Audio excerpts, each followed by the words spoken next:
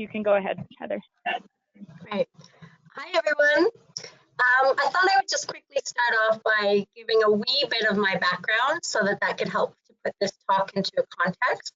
So my background is neuropsychology. So in this field, we endeavor to understand how the brain functions, but more importantly, how that then manifests itself in behaviors.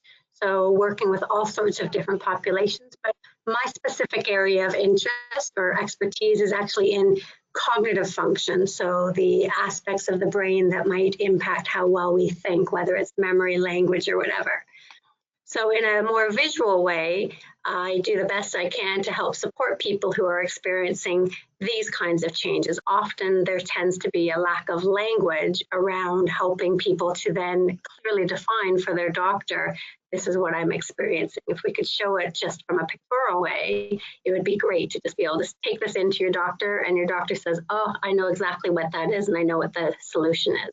But that doesn't happen to be the case, especially when it comes to cancer-related brain fog. So today's talk really is focusing on 5 main objectives. First and foremost, acknowledging that cancer-related brain fog exists. Then talking through a few of the symptoms, and quite often when this is done live, you'll see lots of head nodding. So absolutely, as we go through the various symptoms, don't be shy about thinking, wow, I do experience that, or I do have that trouble from time to time. Because generally speaking, as we go through the symptoms, there's a lot of feeling of validation that not only does the condition exist, but the symptoms that I'm experiencing are in fact a normal part of the cancer journey.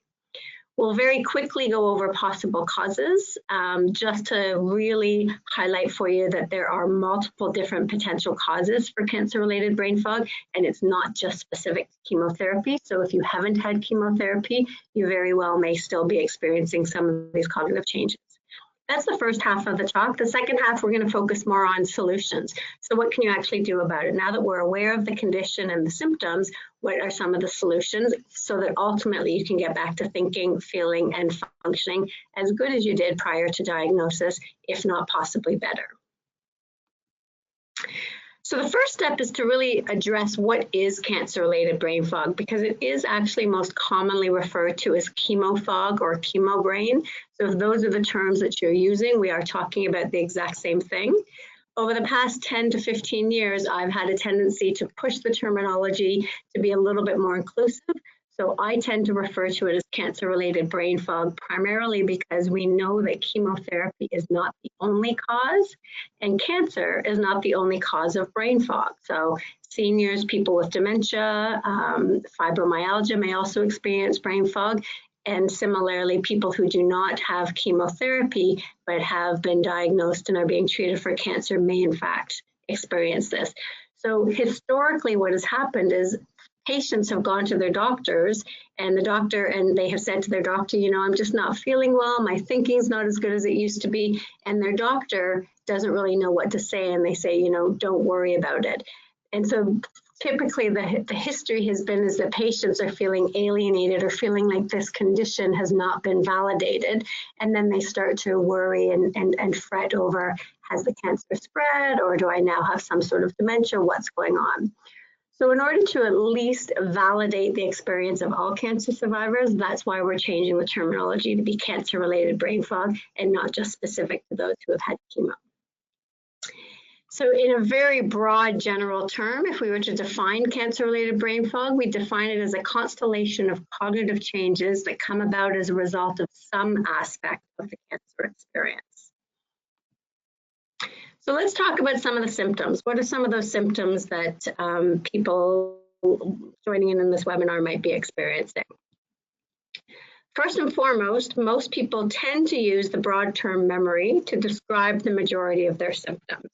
But really, when people are talking about memory changes, more often than not, what we hear is they're talking more about verbal skills. So changes that they've noticed in language. So having trouble coming up with a particular word, or trying to spell something, even a simple word, and suddenly being stumped how you actually spell that. Or another example of a verbal skills change would be reading an article or reading something and getting to the end of that article and suddenly not remembering what the beginning of the article had said. Or a lot of people under the verbal skills domain might have the experience of reading their book at night, putting it down, and then when they go and pick it up the next day, they find themselves going back multiple pages to get the gist of what they'd read the night before. And as a result, a lot of cancer survivors will comment that they're not doing as much reading as they used to, or they're finding they're reading much less complex material. And a lot of that falls within verbal skills. But the interesting part is it's really hard to know if the person is having difficulty remembering, or is it a fact attention and concentration? Because we know for certain with a cancer diagnosis that attention and concentration can be altered for many, many people. And it's hard to know when somebody doesn't remember something, is it just memory, or did in fact they have difficulty paying attention or concentrating in the first place? So there are changes in the ability to maintain attention for prolonged periods of time and concentrate on more complex material. And this really has a significant domino effect on almost all aspects of our thinking. And the amazing part is as humans, we're really very good at faking our attention.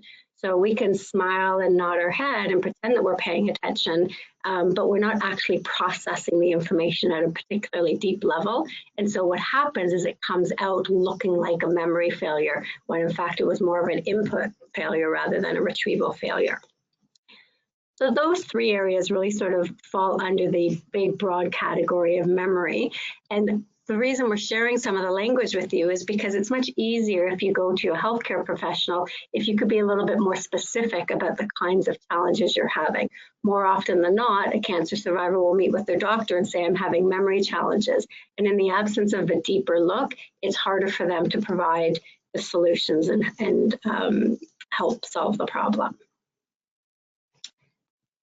Another big area, probably the biggest area of change, people don't just typically talk about it or use the terminology, is changes in our executive functions. So the executive functions are our higher level thinking processes that differentiate us from other animals.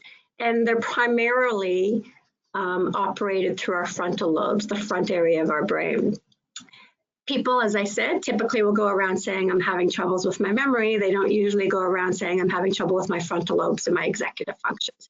But the reality is all of the executive functions tend to be the earlier changes that people notice. So this might include something like organization and planning. You might discover you're having greater difficulty organizing and planning that family holiday, or the complexities of having a dinner party.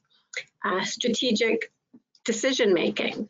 So being able to make decisions. Many cancer survivors will tell me that they find they just can't make a decision. So they may even be in a grocery store staring in the aisle for 15 minutes trying to figure out which toilet paper to buy. Being able to do mental calculations falls under executive functions. So some of you might have noticed that, you know, in a restaurant, calculating the tip has become more complicated, and that was simple math that you had no problem with before. Or knowing what the date is today, if I were to ask you, what will the date be next Wednesday, or what was it last Tuesday? Those kinds of inside your head mental calculations are some of the earlier changes that people might notice if they have cancer-related brain fog. But I think one of the big areas that's most problematic or distressing for people is a change in the ability to multitask. So oftentimes we will hear cancer survivors say, you know, I just find I have 6 balls in the air and I go to bed with 5 still flying all over the place and only 1 completed. So that tendency to not be able to successfully multitask, where you actually complete something and then start something else. And it's really hard to understand what's happening with the multitasking, except we do know that it has a huge impact on our day-to-day life, because as human beings, we're very dependent on the ability to have several balls in the air at one time. And I think part of what's happening in the multitasking is what I call the mental pop-up. I think this is actually the area that's changing for many people who are having cognitive challenges. So the mental pop-up, if you think about your day-to-day life, it's really quite miraculous that information just pops into our mind seemingly out of the blue. So you could be in the middle of a conversation with someone and all of a sudden you remember you have to send a birthday card to your friend. or it's time to pick up your children, or I better turn the oven on to get dinner started. I call that a mental pop-up, and we operate successfully when our mental pop-up is working. I think what's happening for many cancer survivors is for some reason the mental pop-up isn't working as effectively as it used to. Information's either not popping into mind at all, or it's popping in way too early and then we're forgetting about it when the time comes, or it's popping in much too late and we've already disappointed ourselves, someone else, or missed something important. So I would suggest that for many people, a lot of the challenges that have a big impact on functionality through day-to-day living, whether that's as a professional trying to go back to work or somebody who is taking care of a family, probably a lot of that is those changes are falling in the executive functions domain. I can't see your heads, but I imagine many of you are nodding your heads that you're experiencing these symptoms. Another area that most people don't generally talk about, but I just want to bring to your attention that sort of falls under the symptoms of cancer-related brain fog is spatial skills. So spatial skills is that general concept of where you are relative to the space around you. So many of us can walk around quite easily and we won't necessarily bump into walls. But when spatial skills become altered, and it's quite common for people who've had cancer that there are changes in their spatial skills, all of a sudden that space becomes a little bit less clearly defined. So this might result in going through a doorway and hitting the edge of the door jamb, or walking around your furniture and you're noticing weird bumps and bruises on your shins because you keep hitting the end of your bed. Or for those of you who are driving, you might get honked at because you took your left turn a little bit too wide, or you're going up over the curve a little bit when you do your right turn, or your parallel parking isn't nearly as good as it used to be. These are all spatial skills, and while they can be subtle, they can actually have a significant impact. And then if we combine spatial skills with motor function and coordination. So lots of cancer survivors will say that they notice differences in their ability to coordinate their movement. So this might demonstrate itself in terms of a change in gait and how steady you are. Some of that might be to neuropathy in your feet, but it could also be a brain-related function. Others comment that they tend to drop a lot of things. So and this is really a combination, when you go to put your cup on the table, you might misunderstand that space. So now the cup is teetering on the edge of that table. And your motor coordination, your ability to react and catch it may have been compromised. So as a result, that item falls on the floor. So that's really a combination of the spatial skills and motor coordination. Similarly, if you're walking through a doorway and you're about to bump into somebody, you might bump into them because you've misjudged that space, or you might overcompensate, and because of changes in motor function and coordination, as a result, you hit the person on the other side. So these really are the big buckets of areas of change that most cancer survivors will describe: memory, but more specifically the verbal skills and attention piece, the executive functions, and more specifically, I was highlighting the multitasking, in particular, the mental pop-up, changes in mental pop-up, and then spatial skills and motor function and coordination. So with respect to the spatial skills and motor function, really, in the end, a lot of people feel like they're Mr. Bumpy and Mr. Clumsy, and that takes time, right? So we need to be more cautious, and that takes more time, and then that can create a whole new domino effect for people. So it does beg the question. I said I would describe very quickly what some of the causes of brain fog might be, because if we could figure out what's contributing, what the cause is, then perhaps we could solve for some of those symptoms that people are experiencing. And most of the research has been done in this area in breast cancer survivors. And in the early days, it was determined, or it was believed, that chemotherapy is the target. That's what's causing the cancer-related brain fog. And that's why most people will refer to this as chemo brain or chemo fog. But we certainly know from research that there are many, many people who haven't even started chemotherapy yet, or they never get chemotherapy as part of their treatment, and they still experience the exact same symptoms to the same degree and same severity. So in no way am I suggesting that chemotherapy is not a culprit. It very much is a culprit, but it's not the sole culprit. And what we certainly know from animal literature, where there's a little bit more flexibility to modify doses and increase intensity, et cetera, there is a very clear link between higher doses of chemotherapy in animal models and their resulting cognitive challenges that they face. So it's not off the table, and it's probably one of the #1 causes, but it's not the sole cause. So that means we then have to start to think, well, what could other possible causes be? And so some research is specifically looking at the genetic relationship. You know, is it possible that someone's genetic makeup just puts them in a greater risk category for experiencing cognitive challenges when they're faced with cancer? And this might help to explain for some of you, you know, maybe you're sitting in a support group and the person beside you is about the same age, has the exact same cancer, the same treatment, even the same doctors in hospital, and one of you is functionally, cognitively faring much, much better than the other. So what are the contributing factors to that? And so some of this research is trying to see, is there possibly a genetic link? And so what they're doing is they're looking at people who may have a genetic link to another disease that causes cognitive challenges like Alzheimer's disease. So the familial form of Alzheimer's disease, there is a very small percentage of people who have that, and there is a specific genetic mutation. So they're trying to follow some of those people to see if they so if that's detected very early and they don't have Alzheimer's disease yet, if they go on to develop cancer, are they in a greater risk category for having more significant cognitive challenges? And at this point, it's too early to tell.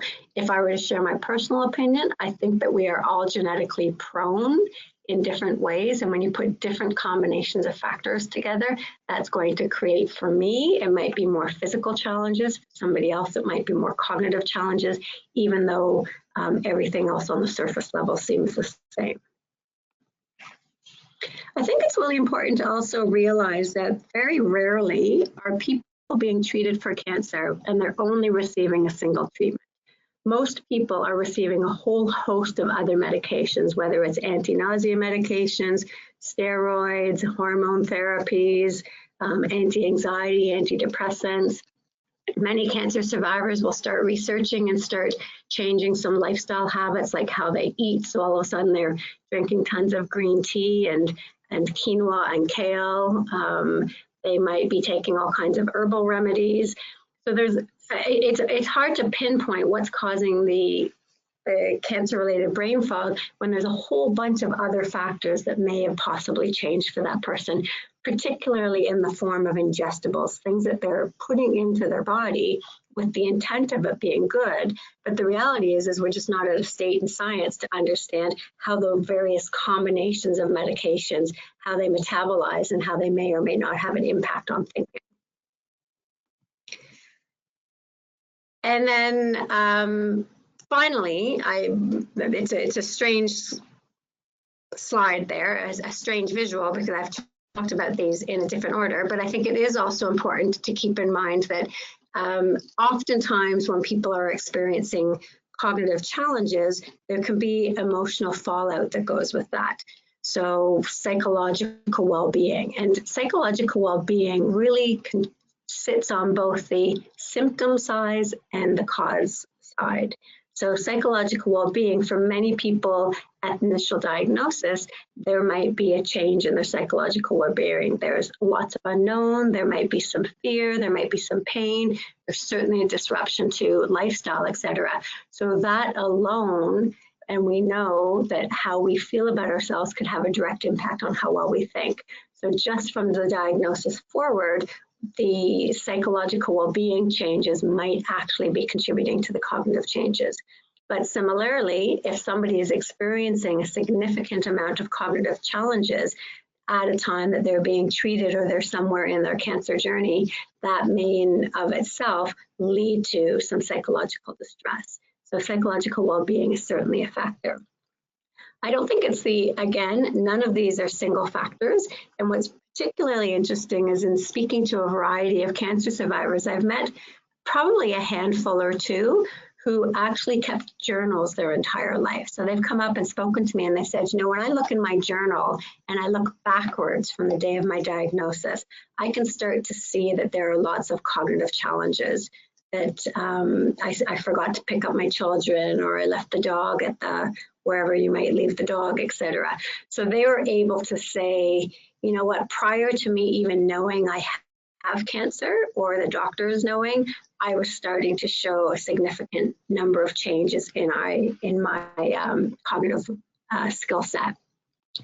So that brings me back to the slide here, which I sort of didn't really talk about, which is, it's hard to know what the body's immune system is doing, because the body actually detects the cancer long before we do. And part of the autoimmune system's response is to beat off anything that's foreign or that's not healthy for us. And what we do know, there's a whole bunch of metabolic and biological changes that occur when the autoimmune system kicks into high gear. But one in particular that they're looking at is they're looking at the increase in the production of cytokines that do pass the blood-brain barrier and can cause inflammation of the brain. Now, this is designed to be a protective mechanism, a way to protect the brain when there is something foreign or some sort of bacteria or virus. But what we do know by looking at other diseases is brain inflammation can cause cognitive challenges. So it's really quite possible, and those anecdotes of people who had a diary and they notice these cognitive changes beforehand, their body, their autoimmune system is already kicked into high gear before they even knew that they had the cancer. So it is quite possible that for some people, the cognitive changes that they're experiencing not only are preceding diagnosis, but are in fact their body's own reaction and defense against the cancer itself. So it's a little bit of a hodgepodge. Really, the whole goal here is to, one, again, encourage you to not call it chemo brain or chemo fog. Recognize that chemotherapy is not the sole cause, that there's many other causes. There are researchers looking into each of these with the goal to be able to narrow down specifically what is causing cancer-related brain fog. But in the meantime, we want to at least acknowledge what the symptoms are and see what we can do about that. So just to quickly summarize, what do we know? Well, when you look at the research is fairly limited in this area for a variety of reasons: lack of good measures, lack of participants, lack of a clear professional who this is their domain. It doesn't really fall under oncology. Is it psychology? Is it social work? Is it occupational therapy? So it's a little bit of a black hole, this area of research. But from what we do know from some of the research that has been done is as many as 80% of all cancer survivors are likely to experience some kind of cognitive change at some point during their journey. I would be inclined to say close to 100%. What we also know that typically speaking, it gets better over time, but that time frame might be 1, 2, or more years.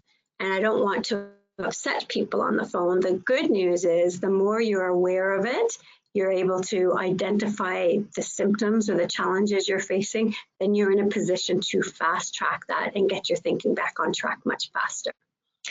Another big outcome that a lot of people tend to ask about in terms of cancer-related brain fog is, are there medications? You know, is there something that I can take from a medical standpoint? And at this point in time, there are no known medicines that can help with cancer-related brain fog. I'm switching sets just very quickly because I just wanted to share this particular study, which is a fairly old study, but it's what we call a functional magnetic resonance image study. So it was only 2 subjects in this. They were identical twins. One of the twins had cancer, was treated for it, and then expressed on a very regular basis with her healthcare professional that she just wasn't thinking as well as she used to. The other twin had not had cancer and therefore was not describing any cognitive changes.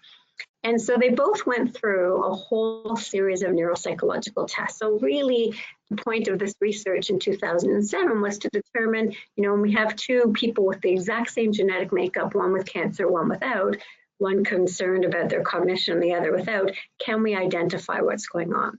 The neuropsychological measures did not pick up any significant differences between them. So the twin who had cancer and the twin who did not were doing just as well on the memory tests, the language, the multitasking, strategic processing, all of those things we talked about earlier. Then they had a chance to go into what's called a functional magnetic resonance image machine. So it's an fMRI with a functional component. And what that means is while the person is in the MRI, they're actually actively doing something. And the researchers have a window of opportunity to look inside and see where does blood go to in the brain while they're actually doing this particular activity. So in this case, they were doing a working memory test. And working memory is that memory that we use all the time, all day, where you take information in, then you spit information out, then you take more information in, you filter it. So conversation is a great example of working memory. And so when they're in the scanner, there's different ways to test working memory. And generally speaking, tests in the neuropsychological domain, they start off easy and then they get more and more difficult. So what you're seeing is horizontally across the top is twin A, and she had cancer. She's the one with cancer and the cognitive concerns. Across the bottom was twin B, the twin who did not have any cancer or cognitive challenges. And then when you look vertically where it says 1 back, 2 back, 3 back, those are really just referring to the difficulty level of the task and how more difficult it may or may not have gotten. And I think what's really important to notice is that in even the red, all of the color that you see that's the blood flow. So in the simplest form of the task, so if we're just looking at the first column, A and B, you can see that A, the patient who had cancer, there's tons of blood flow going throughout her brain to do the simplest version of the task and to perform as well as her sibling.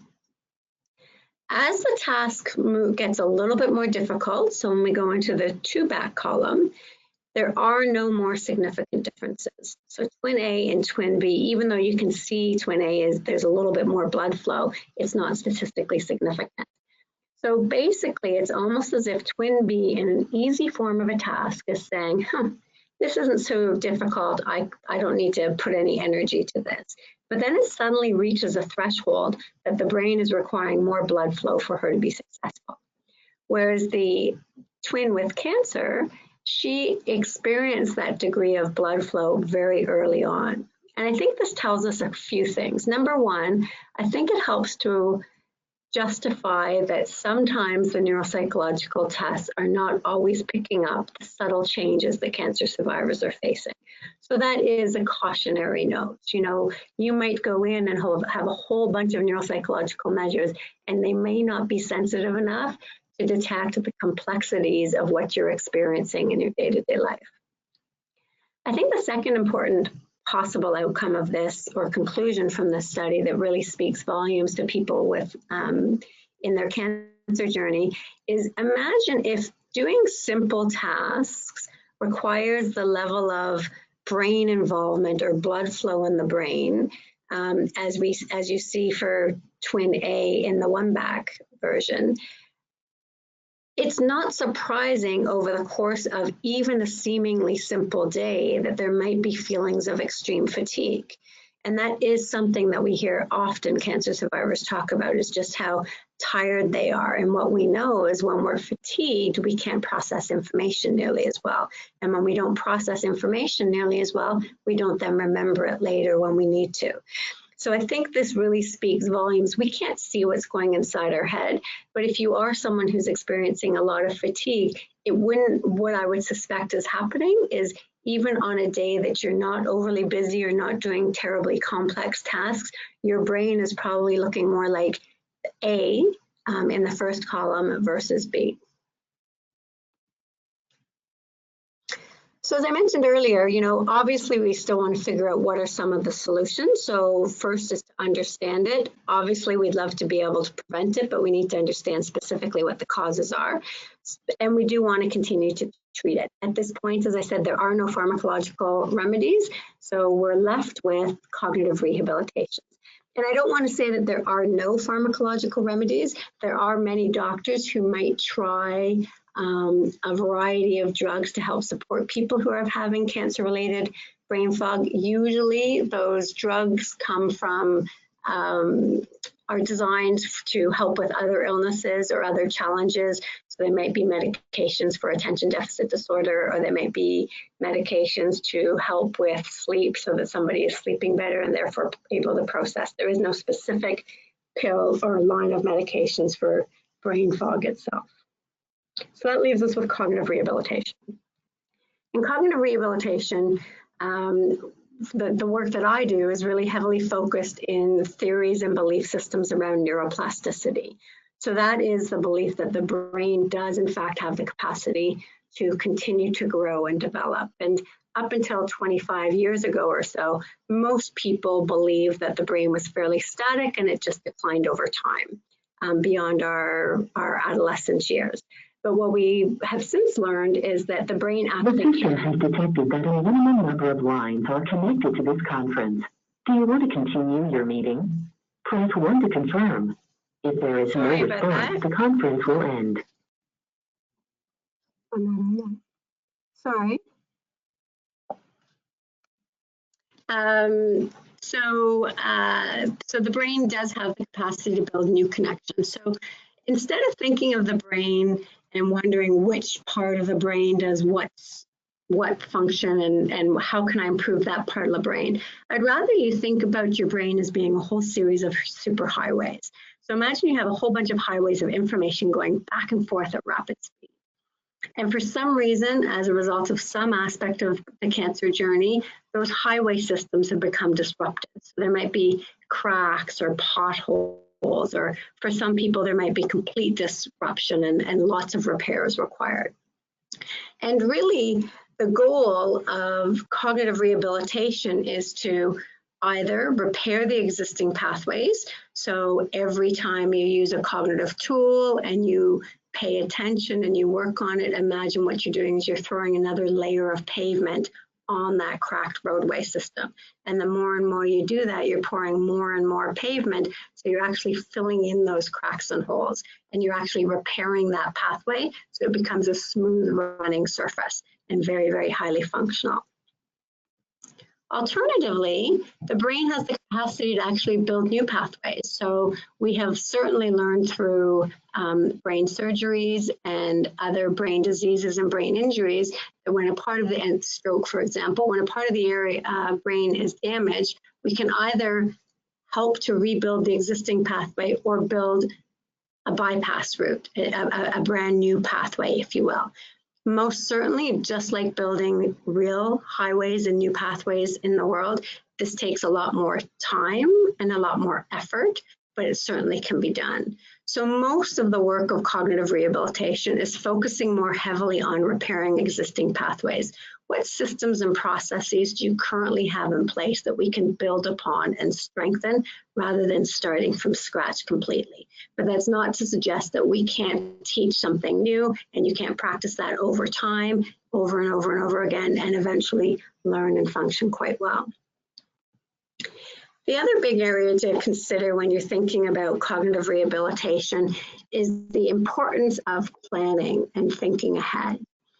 So just like in a real roadway system, you would never anticipate getting from A to B during rush hour in the same amount of time as non-rush hour, or if there is bad weather. In the same sort of way, you want to think of your brain and try and figure out when is rush hour in my brain. Because everybody has alert and fatigue times, and we will have times during the day where our brain just doesn't function nearly as well. It's almost like brain rush hour. And so a big part of cognitive rehabilitation is really about identifying, what time of my day am I at my best, and how am I going to manage and plan that day to capitalize on that? So if you used to be a morning person, and that's when you did all of your taxes, and now as a result of some aspect of your cancer, you're not a morning person, then don't be doing your taxes in the morning, because it'll probably be a less successful process because you're doing it at a time when you're not as cognitively alert. And that could be because there's changes in how your brain's functioning, so there's changes in those rush hour patterns. So what can we do? So ultimately, to really maximize cognitive capacity, we believe that there's 3 areas of focus, and these vary from person to person. Some people put a little bit more time and effort into really the memory end of things. Some people find that if they can improve their psychological well-being, then the others fall in line. Some people find their biggest area of concern is task management. So I'm just going to describe each of these fairly quickly and hopefully leave about 5 minutes or so for questions. So if we talk about memory, just on a very surface level, I want to share a quick research project because I think it's really important as you're imagining your brain being a whole series of superhighways. You want to also think about how deeply am I processing information? Because younger people and people who haven't been affected by disease or illness have a greater tendency to process information at a very deep level with very little effort. As soon as we start to experience some changes for whatever reason, what happens is almost as though that information is fluttering on the surface, and unless we actually actively do something to help ourselves to remember it, it's just going to blow away when the wind comes.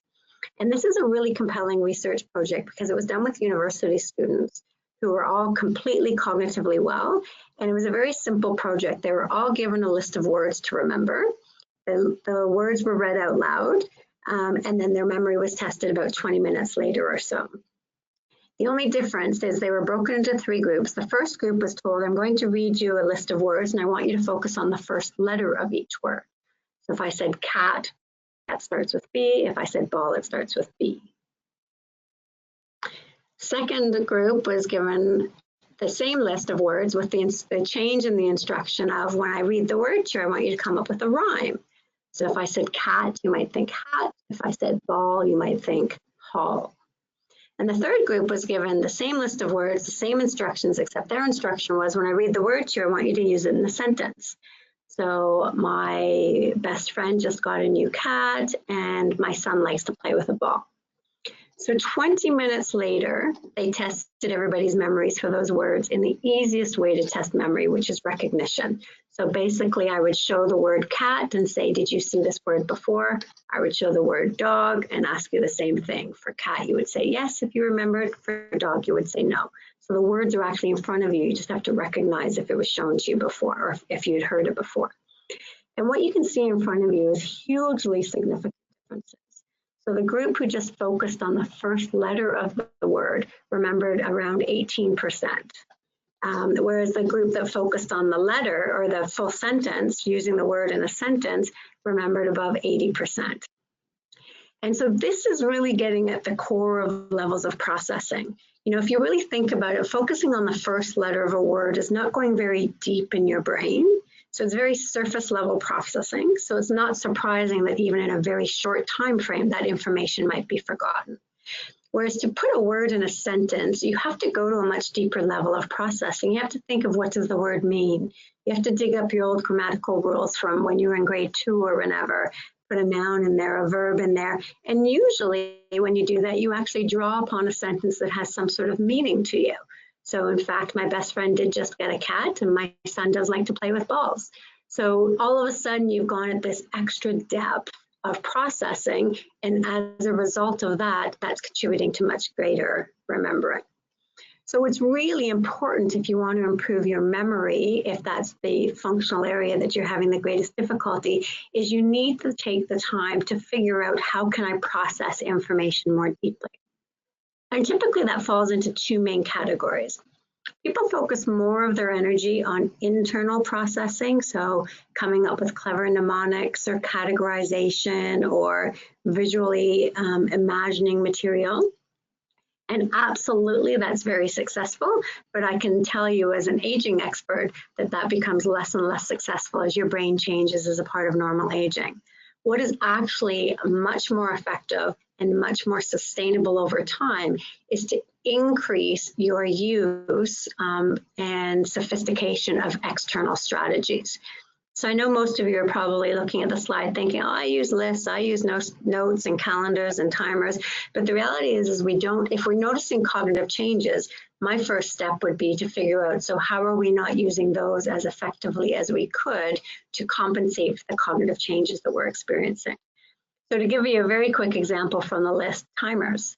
I love timers because they're a very natural instinct for a lot of people to use when they're cooking something that's time sensitive. So people don't generally hesitate if something can only cook for 10 minutes to set the timer in the kitchen in case they get distracted or so they can leave the kitchen. So why don't we broaden or generalize the use of timers to help support us when we're having cognitive challenges? So a great example that I hear from lots of cancer survivors is they sit down at about 11 o'clock at night to do just a couple of emails. And before they know it, it's 2 in the morning and they're Googling the migrating habits of polar bears. And then they're describing how tired they are the next day. So most people wouldn't think to use a timer, but why not use a timer to help monitor if you're losing track of time yourself, to monitor it for you so that you're in a position where you can make a decision of how to proceed. So if you start and say, I'm just doing a couple of emails, it'll take me half an hour. You set the timer for 30 minutes. And when 30 minutes is up, you're in a position to say, yep, it's time for bed, or nope, I'm going to keep doing this. Similarly, lots of people when they have to go somewhere, that could be 5 minutes, they have to leave in 5 or 10 minutes. Some people will start something and get distracted and miss their departure time. That's a very commonly described occurrence for cancer survivors. Or what they'll do is they won't really do anything particularly effectively because they'll keep thinking about what time is it, do I have to go? A timer completely solves that problem. You set your timer for 10 minutes. You can become cognitively engaged or actively engaged in something that you're doing, and then the timer acts as the trigger that it's time to go. So all of these on the external strategy side, they definitely warrant more seminars to talk about them in detail, but please do look at your lists and your notes, your calendars, your timers. Are you using them effectively? Are they working well for you? Did they used to work and the little pocket calendar that you got at the bank doesn't really work for you anymore because you need more space to write things down? Or you move to electronic calendars? Are they syncing everywhere? There's all sorts of factors to consider. And again, it's about the front end loading. If you take the time up front to think about what are the challenges I'm facing, what are the solutions or the pathways I already have, and how can I enhance those pathways to make those solutions or those strategies work better for me, you're more than likely going to close the loop yourself and actually solve a lot of the cognitive disruption you're experiencing. So ultimately, part of the memory piece is to explore your own personal toolbox. What are the tools that have gotten you to this point in time that have been successful for you? How can they continue to be used, or how can they be tweaked to work better? And then that leaves very little need to find out what new tools are on the market. So typically speaking, when people have cognitive challenge, the first thing they'll do is they'll try and find some new whiz-bang way of remembering and doing things. The reality is learning new ways is going to take more time and be more complicated. There's a greater benefit in exploring what currently works or what has worked in the past and complementing that or supplementing it in some way.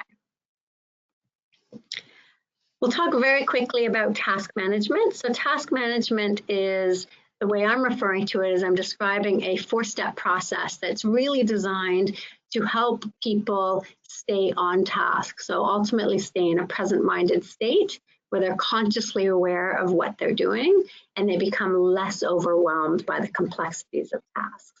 So some classic examples of what we hear around task management is people will say, you know, they start to do something and then they get distracted. So let's say you go upstairs to go and get the towels because you're going to put a load of laundry in. While you're up there, you discover that, oh, I might as well grab the sheets as well. And then while you're doing that, you discover there's no toilet paper. So you change the toilet paper roll over, bending over, you think, oh, I better take my glasses off my head because they're going to fall on the toilet. You put them back on the toilet tank and then you proceed with your day, and then hours later, you have no idea where your glasses are.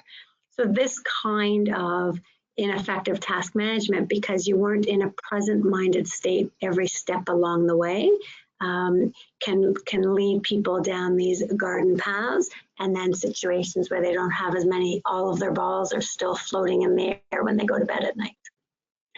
So task management is a 4-step process that is designed specifically to reduce susceptibility to distractions and interference, or if you do get distracted, they get you back on task very, very quickly. And these are the 4 steps. They're really super simple. So step number 1 is stop. What you need to do is multiple times throughout your day, you need to jolt yourself back into a state where you clear your mind. So a stopping mechanism you could use this anytime you transition from one location to the next or one activity to the next.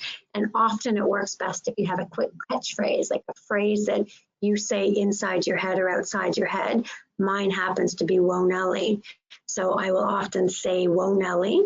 That forces me to stop, forces me to clear my mind and take a deep breath. In which case you go into the next step, which is clarify, where you ask yourself 1 or 2 simple questions. So I've now cleared my mind of the clutter, and now I'm honing in on what do I need to do now, or what's next, or what's the priority, or where am I going and what do I need? So very simple questions. And then based on the answer to those questions, you're then in a position to sort of filter things or simplify them, break them down even further. For many people, the question, what do I need to do? If the answer is host a dinner party for 12 people, that could be very, very overwhelming. But if you break that down into a series of tasks such that each task is not the least bit overwhelming, then there's much more likelihood to execute on it. And then the final stage is the monitor stage, which is the feedback loop.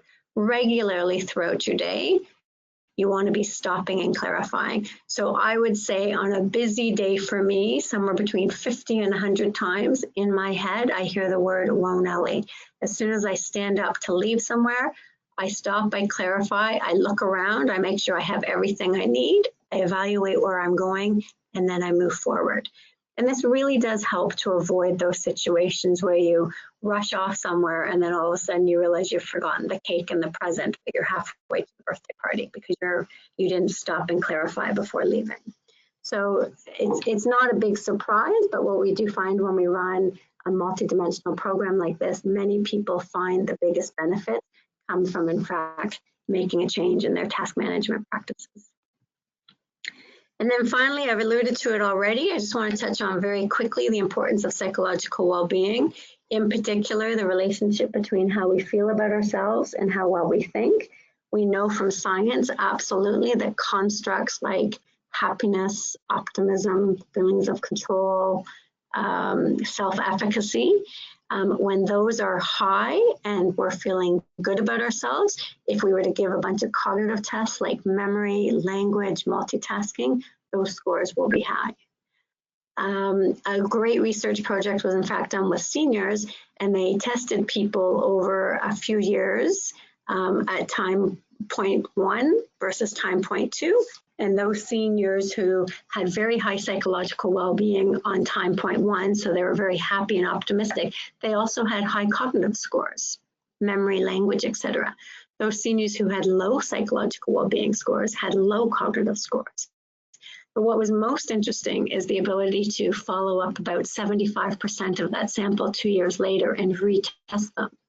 And for whatever reason, scores had changed, but they moved up and down together, the changes. So if a senior was previously psychologically very strong and happy and optimistic, and their cognitive scores were also strong, if they went down in one domain, then the other domain went down the exact same amount. So what that tells us is there's an extremely strong correlation between how we think and how we feel about ourselves.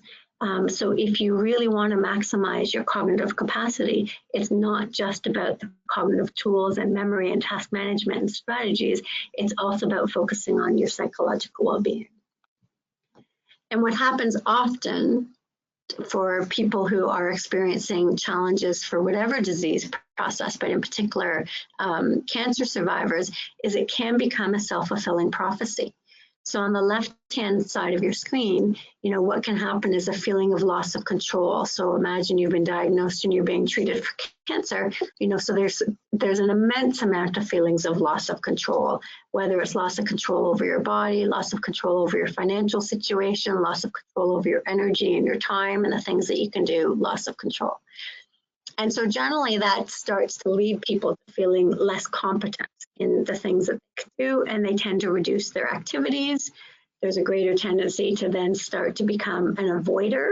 So you avoid challenges. So instead of being a solution seeker, you're an avoider. And that can lead to a very pessimistic outlook, which can lead to depression and anxiety, which we absolutely know can cause cognitive changes. So what if that loss of control, that starting point is, I feel like I've lost control over how my brain is functioning. I think I have cognitive or cancer-related brain fog, and there's nothing I can do about it. So that very mentality of there's nothing I can do about it tends to put you down that negative spiraling cycle, which then becomes a self-fulfilling prophecy because you're not actively doing anything about it. And so the cognitive challenges start to increase or not improve. Whereas if you look at the more positive side, so sure, I may not be able to control the cancer at this point, or the treatments, or how it's impacting my life, and it's certainly impacting my thinking, but there are things I can do about it. I can control to a certain extent how it's going to affect me, myself, my thinking, and my life around me. So that feeling of positivity leads to people thinking that they're feeling much more capable and independent, and they become more solutions oriented when they're faced with a challenge, which then makes them optimistic, which leads to mental clarity. So I'm not suggesting for a minute that this is all something that's completely managed individually on our own, and you just need to feel happier and better about yourself. What I am suggesting, though, is that how you feel about yourself and your circumstances has a big impact on your thinking capacity. So if you could work on your thinking capacity as well as working on doing the things that bring you joy and make you feel better, every little bit is going to take that negative spiraling cycle and put it into a reverse direction. So just to quickly summarize, and then we'll leave some time for questions if there are any. So first and foremost, cancer-related brain fog does exist. So there are probably many on the line right now who have said they've raised it with their doctor, and their doctor either dismisses it or doesn't know much about it.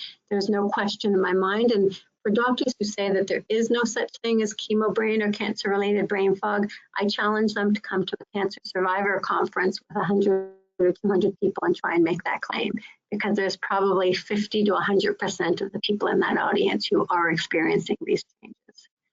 The key is that the symptoms will vary from person to person, but the most commonly affected domains are memory, and that's more a language thing, the terminology that the public likes to use, and then executive function, so those higher level thinking changes like strategic processing and multitasking.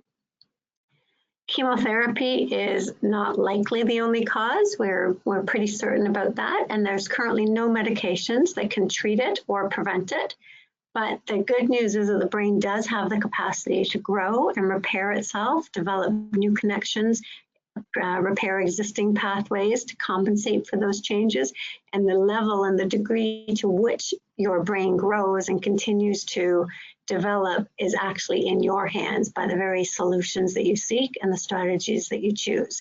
So at this point in time, neurocognitive rehabilitation programs hold a whole lot of promise for helping to support people with cancer-related brain fog. Thank you. Are there any questions? Thank you, Heather. We'll give them a second to come in, and we'll go see if there is any.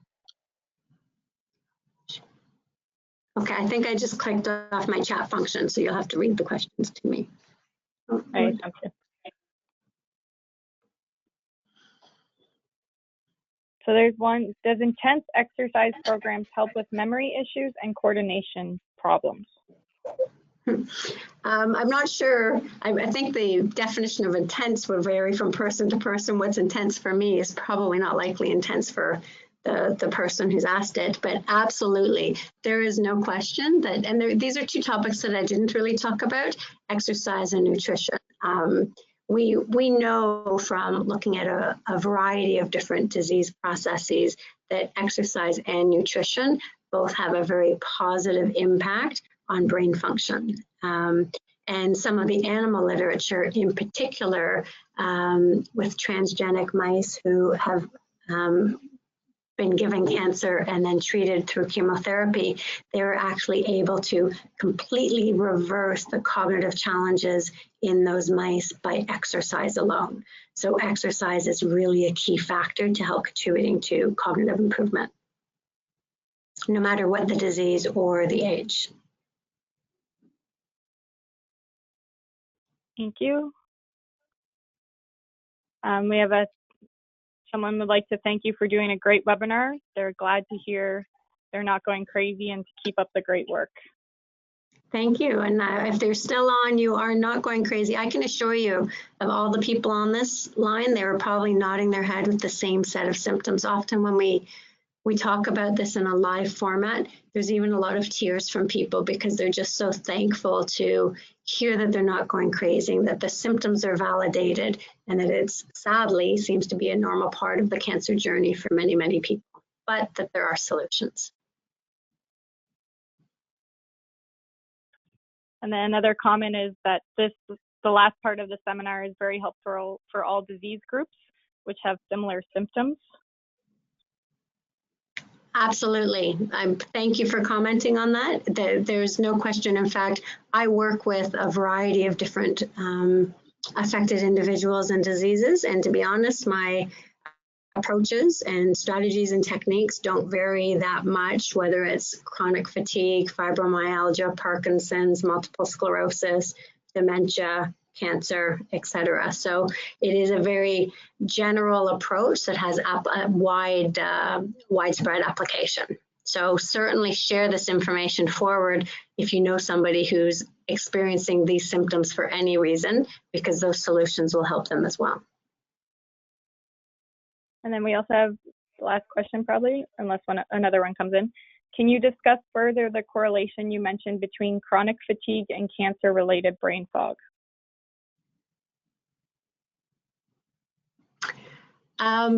So I'll just qualify. I wouldn't necessarily say chronic fatigue, but in the fMRI study with the twins that I was showing, I was suggesting that one outcome or one conclusion that can be drawn from that study is that it's not a big surprise if the brain is kind of like on overload throughout the day for people who have been diagnosed and are being treated for cancer, even doing simple tasks. So if your brain is in a heightened state, emptying the dishwasher and tying your shoes, then I think that's going to contribute to increased fatigue over the course of the day. I call it cumulative fatigue. With people that I work with who are going back to work, we often find a very common pattern of day one, they're okay. Day two, they're getting a little bit more tired. Day three, they're starting to make mistakes. Day four, they can't wait for the weekend. Day five, they're very much struggling. And then they sleep the entire weekend to start the process over again. And I think what's actually happening is throughout the course of each day, they're accumulating more and more fatigue because of the heightened level of activity that the brain is requiring to function, even if it's a simple day by previous definition for them to how they used to be. So I wouldn't link it directly from a scientific perspective with chronic fatigue, but I definitely would link it directly to general fatigue. Thank you, Heather. So